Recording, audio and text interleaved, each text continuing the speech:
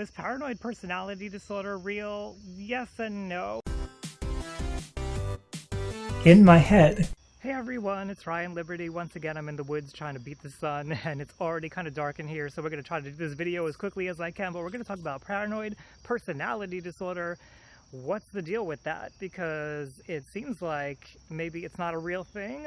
I'm going to talk about it with you, and we're going to get to the bottom of this. So, obviously, there are symptoms of paranoia. Paranoia is a real experience, and while what's actually happening may not actually be real, the symptoms are real, and what somebody's experiencing is real. So I don't at all want to discount the way that paranoia makes somebody feel and discount that it is a real thing. But when it came time to them making the DSM-5, which is the current version of the Diagnostic and Statistical Manual, there was a lot of questions around personality disorders and how we should classify them and which personality disorder should stay, and that's what I want to talk about here. When it comes to paranoid personality disorder, it stayed in the DSM-5. They actually kept all the personality disorders in the main section, but if you go into the back, there's an alternative method for diagnosing personality disorders, and this is what a task force was set up to look into, and I actually think that alternative method is actually the way that we're going to be moving in once we get towards the DSM-6. Now, with that alternative method of diagnosing personality disorders, they got rid of a few of them, and paranoid personality disorder is one of them. So what happened? Why did they get rid of paranoid personality disorder when so many people experience these symptoms of paranoia? Well, clearly people don't just stop experiencing what they're experiencing because we take away the label, and this is one of the problems with having labels in the first place, is we use them to measure things, but sometimes we don't have it 100% right, and since psychology is still a relatively young field, we're still learning and we're evolving and we're changing some of these labels and our conceptualizations of the problems that people are having so that we can better treat them. And that's why paranoid personality disorder seems to be disappearing. Now, what's going on? Like, where do all these people go who have these symptoms? So there's a couple of different ways that it's being reconceptualized. All the people who have paranoid personality disorder, most likely they're going to be folded into what's schizotypal personality disorder now, which schizoid personality disorder also disappears in this new model, and that gets folded into schizotypal personality disorder. So let's quickly talk about what that is. Schizotypal personality disorder is characterized by having ideas of reference where you feel like things are happening to you. Maybe you look out into the environment. Maybe I look back here and I see this pile of wood and I think, somebody put that there for me to see it. There's a reason why it's there, and it has something to do with me. And so these ideas of reference, as they're called, we look into our external environment and we see things that maybe aren't quite there.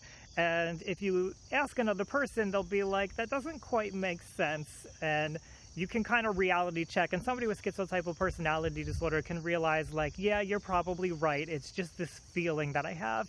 And basically, it's an anxiety that comes up, and you reference in the environment things that seem that they're off and that they're related to you. They're really not.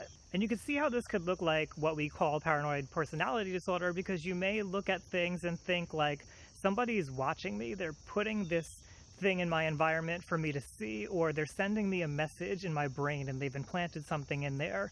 And that's pretty much what we experience in paranoid personality disorder. We feel like somebody is threatening to us, or people are conspiring against us, and that same kind of attitude, that same belief system shows up in schizotypal personality disorder. Now, that doesn't mean that if you had paranoid personality disorder that you had schizotypal personality disorder. Typically, people with schizotypal personality disorder, there's a genetic component to it that they have that makes them feel this way. That's kind of like their defense mechanism. It's a part of schizophrenia. It doesn't mean that you have schizophrenia if you have schizotypal personality disorder, but that would be the thing that kind of pushes you towards schizotypal as a diagnosis. There's also delusional disorder, so let's talk about that. It also falls under schizophrenia. So delusional disorder is a period of having delusions of reference. So now, instead of having ideas of reference where you can fact check and you can realize, like, okay, this isn't really happening, you know, my friend doesn't see it, and I get that my thinking's a little off here. A delusion is when you have a strongly held belief that something is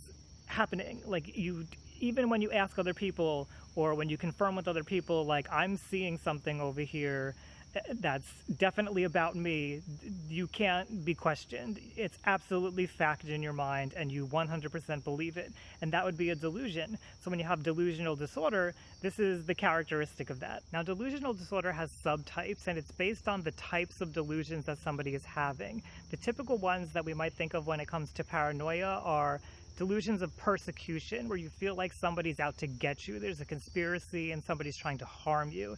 But there's also erotomanic, where you feel like somebody is in love with you. Maybe you feel like somebody's stalking you that isn't actually stalking you.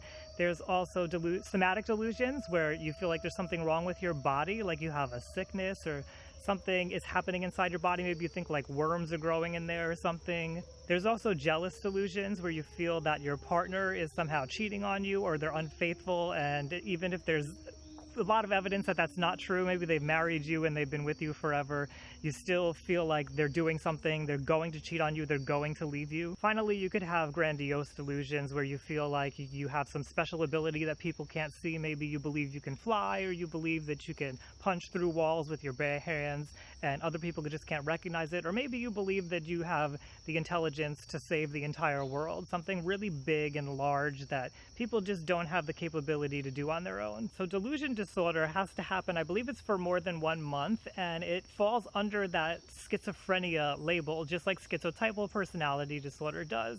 So paranoid personality disorder always kind of was adjunct to the schizophrenia spectrum, and here it seems like, even though it doesn't exist in the new model, it just has filtered out into more specific ways of looking at what's going on. Now, everybody experiences paranoia a little bit in their life, and I think it's worth noting here that when we're under times of acute stress, like a severe stressful situation, maybe we're in the middle of moving, maybe we're in the middle of a divorce or a pregnancy or something that's just way too overwhelming for us to experience right now, we can have these paranoid thoughts. We can think that our lover is cheating on us when they're not actually doing it. We can feel like we're hearing things, or we're like losing our mind, as we typically call it. And that doesn't mean that we have schizophrenia. It doesn't mean that we have any genetic disposition towards schizophrenia, but it's a normal reaction to stress, and it could be a part of another disorder like acute stress disorder or post-traumatic stress disorder.